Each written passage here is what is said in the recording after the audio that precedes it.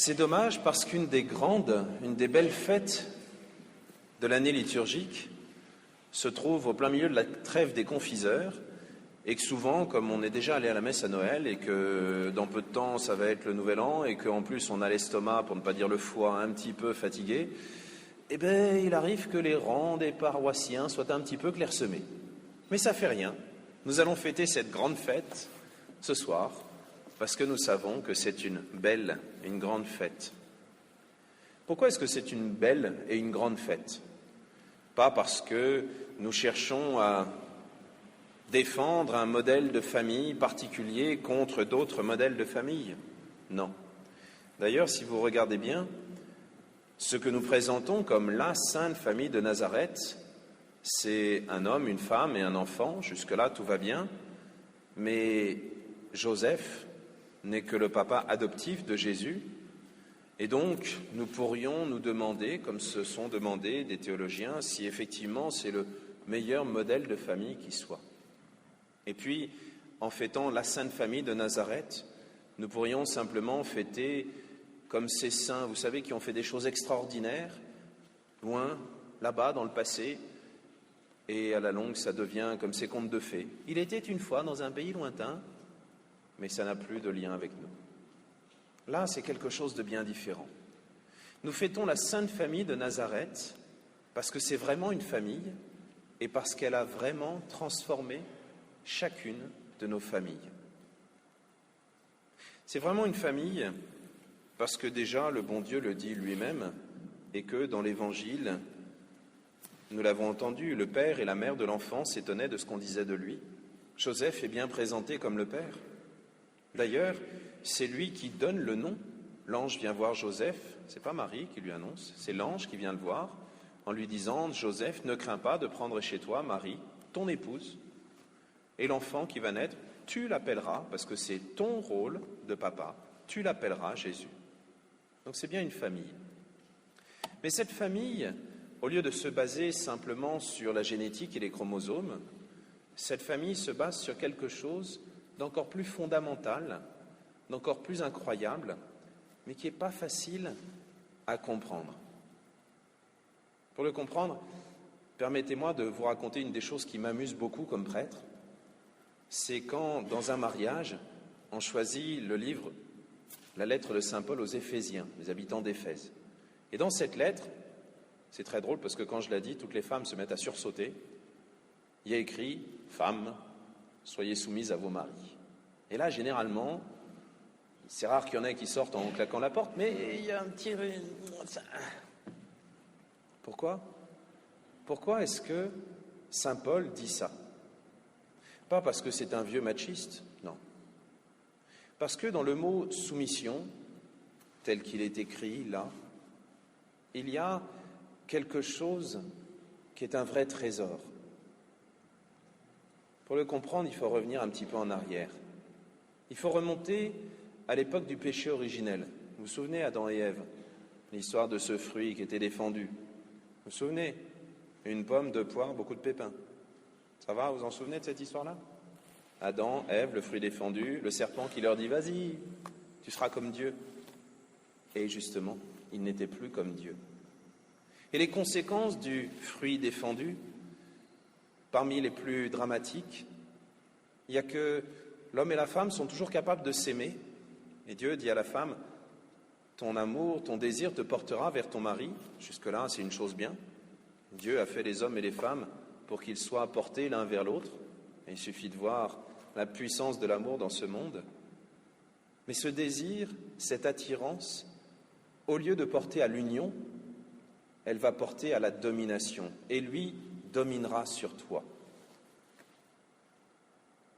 Eh bien, la soumission dont je vous parlais il y a deux secondes, c'est exactement le contraire de la domination. Alors que j'en suis sûr, certains ici, la plupart, diraient que la soumission et la domination, finalement, c'est dans le même sac. C'est une histoire d'esclavage, une histoire d'utilisation. Vous savez un peu comme on met ses filles à moitié habillées pour vendre une voiture à moitié jolie. Et plus la voiture est moche, plus la fille est déshabillée. Aujourd'hui, Dieu nous demande de suivre l'exemple de Marie, de Joseph et de Jésus lui-même. Joseph avait accepté de prendre comme épouse, comme fiancée, Marie, pour en être le protecteur.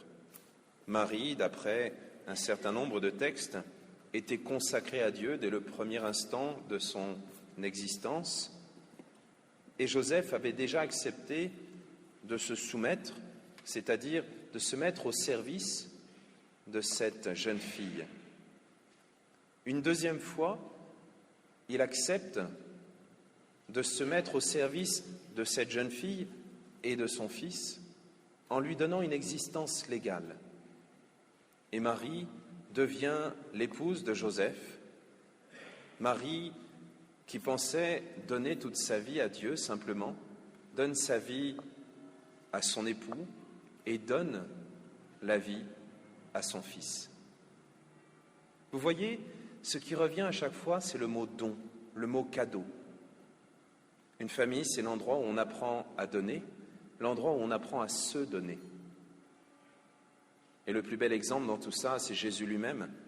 Et Jésus, je ne sais pas si vous imaginez, vous créez le monde entier, vous êtes le maître du monde, vous êtes au-dessus de tout, et vous devenez le plus petit. Dieu a créé tout ce qui existe, le ciel, la terre, les vaches, et il a eu besoin de pleurer pour demander à sa maman qu'on lui donne son lait. Dieu a tout fait, tout créé, il était capable de tout, et il a dû réapprendre à marcher et à parler, et on ne va pas faire la liste. C'est quand même incroyable, ça. Si je vous dis tout ça, c'est pas pour faire la défense, prendre la défense de la famille parce qu'aujourd'hui on l'attaque. Non. Si je vous dis tout ça, c'est pour vous montrer à quel point chacune de nos familles est un trésor incroyable. C'est un trésor qui est contagieux. C'est un trésor dans lequel on apprend véritablement à vivre, à donner un sens à notre vie. Chacune de nos familles, c'est l'endroit où nous apprenons à aimer véritablement. C'est quelque chose de mystérieux.